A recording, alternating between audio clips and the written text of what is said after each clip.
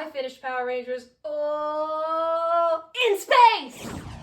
5, 4, 3, 2, 1. Look, I know you'd prefer a more visually complete intro, but I can't pull footage out of thin air. All I have is 335. The theme song rocks, but it always cracks me up at the end when the guy yells, "In space!" Like you're not gonna know what TV show it is and he just needs to make sure you know. I have a personality now. Watching this show has made me want to replace every affirmative response with "let's rock it." Like if I'm at work and a coworker's like, "Hey James, we're about to get a rush. Are you ready for this?" I'm like, "Let's rock it!" Or if my roommate's like, "Hey, are you ready to go to the grocery store?" I'm like, "Let's rock it!" Is that just me? The incredibly rude, unfriendly, unhelpful Alpha 6 was obviously a ratings grab in Power Rangers Turbo that completely fell on its face, like every other ratings grab in Power Rangers Turbo. Then you get to Power Rangers in Space and they want to change it without changing the character, so I get that they're like, yeah, we'll just change his voice and give no explanation as to why he's suddenly a nice, helpful person now. And it's really hard for me because I hate Alpha 6 so much, but he's just like being a nice guy now. And I'm like, he showed no character development. I don't want to forgive him for being a douche the entire Turbo season. But they did end up getting me in the episode where Dekka and Alpha defend the ship from Ecliptor. I was like, rooting for the robots, man. You know what's popular? Star Wars.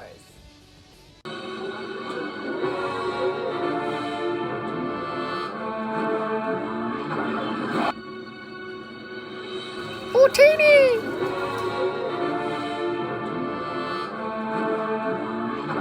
Not really. We're gonna go check out a planet in the Dagobah system. We'll be back maybe a couple hours. 7, 6, 5, 4. I gotta be honest, I still have no beef with Justin. I know everyone hates Justin, but I kinda like him. And when he showed up, I was a little bit excited to see him. I was like, hey look, it's Justin. It concerned me so much that Justin was about to fly a car into space unmorphed and obviously suffocate.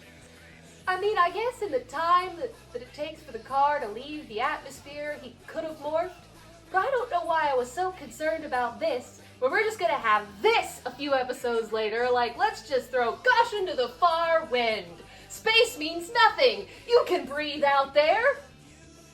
I still don't know how I feel about this side character who's given an awful lot of importance, but ultimately is there for no reason whatsoever. Also, I cannot believe that Andros thanks her for pushing this button, because he said specifically in front of her in plain English, if I push this button, I could die. And then she, without any understanding of the situation, was like, this might kill Andros. And he's like, thanks, girl. That was really helpful. I'm like, do not encourage this behavior in children. She's gonna get someone killed someday. This season got really emotional. I mean, this plot line really hit me hard. And then you get to here and it's just like, I'm not crying. And then this, which I knew was gonna happen, but then this really did it for me.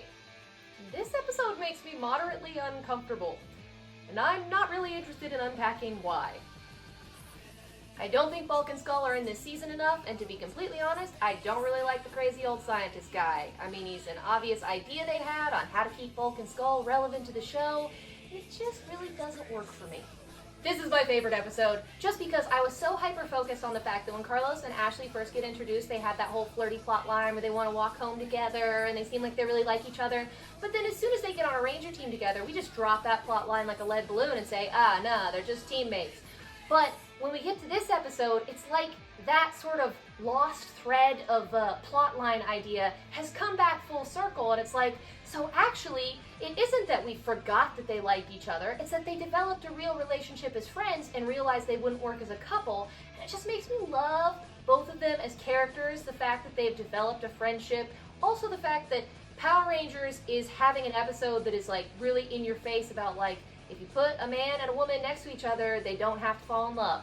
Carlos and Ashley started out thinking the other one was cute, but then they just become teammates and friends, and they don't want to date. I love that. So are Andros and Ashley dating? Because I thought it was going to be the like sexual tension that lasts the whole season, but no one ever says anything about it. Now they're like going to see movies together and holding hands. So I think they're actually a couple.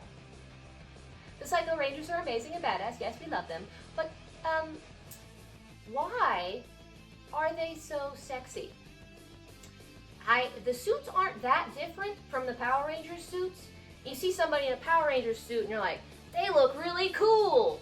But then when you see a Psycho Ranger, you're like, damn, they're sexy. And I'm really not sure why. It could have something to do with like the negative space. It does have a lot of like reminiscence of lingerie, kind of like if you were wearing fishnets with a garter and a corset, how you have like some space, some negative space. They had that same kind of thing going on. Also, now I really want Psycho Ranger lingerie. Somebody.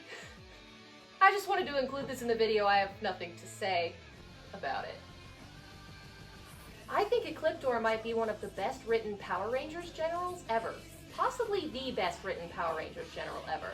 And he has obvious notes of Korag, so he was the influence behind Korag's character, which makes me like him even more, because Korag's an amazing character.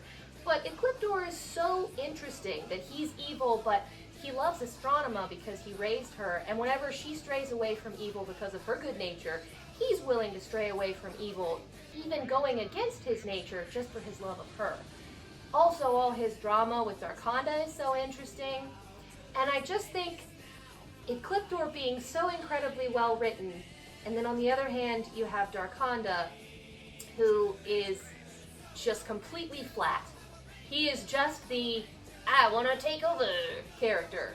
He is the bad guy that wants to screw everybody over for more power. And that kind of sadly makes me hate Darkonda, because Ecliptor is such a better character that Darkonda falls completely flat in every scene that he's in, even though his costume is amazing. I freaking love the Alliance of Evil. I love every conversation they had. This is the kind of stuff that I want out of TV shows. We've spent all this time in previous seasons developing all these individual sets of characters, and now we get to see how all of them interact with each other. I mean, it's basically fan fiction, but made by actual Power Rangers writers. How come Rita gets to be a human and Rito gets turned to dust? And Divatox gets to be a human, but Elgar gets turned to dust? I mean, they're related.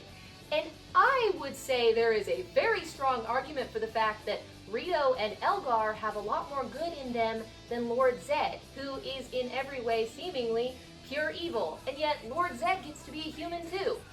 Who decided this? It seems like discrimination against side characters based on their relevance to the plot. And I don't like that. I think that Elgar and Rito deserve to be happy humans too. Deca, set in a course. Maximum hyper rush velocity. Deca, set a course for super mega hyper duper duper fast zoom.